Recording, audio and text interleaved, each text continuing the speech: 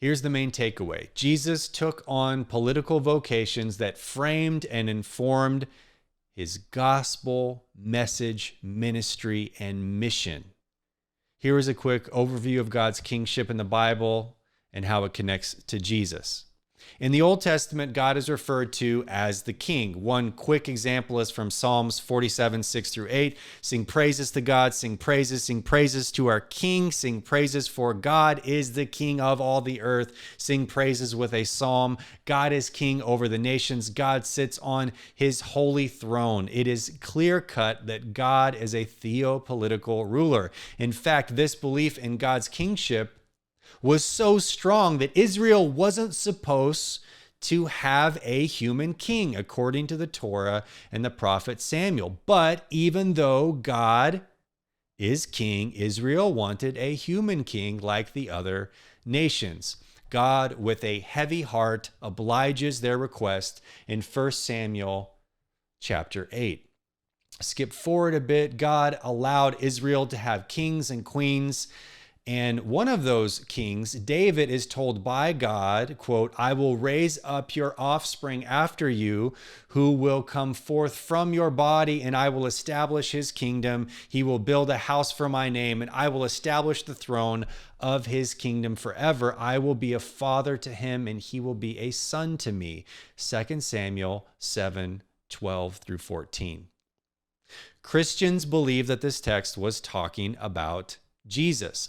Moreover, Moses said that a new theopolitical leader would come to Israel, the one greater than Moses, to lead God's people. Deuteronomy 18:15-19. Peter straight up says this is fulfilled in Jesus, Acts 3:8-24. On top of that, Jesus himself claims to be the I am, the very God that led Israel in the spiritually and socially informed gospel of salvation from slavery and sin in Exodus 3:14. Also, look at Jesus' 7 I am statements in the Gospel of John, especially John 8:57. So the gospel that was constructed through the I am in the Exodus narrative is manifest in Jesus, the I am of Israel. Are you beginning to sense and get a feel for what it means for God to be political and for Jesus to be political, and how his message, his ministry, his gospel is fully charged politically? Then we still have 2 more vocations to go. Jesus is also the Messiah or the Christ. Mark 8:29-30. Jesus asked them, but who do you say that I am? Peter answered him, you are the Messiah. And Jesus sternly ordered them not to tell anyone about him. Jesus here is affirming the title that Peter rightly identified. The rest of the New Testament commonly refers to Jesus as Christ.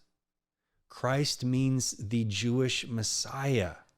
For Jesus to be the Messiah is to hold a Jewish political office.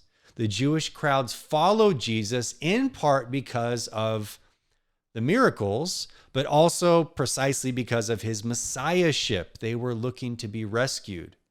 And Jesus' messiahship, this position, made his life, ministry, and teaching deeply political. That does not mysteriously disappear in the 21st century.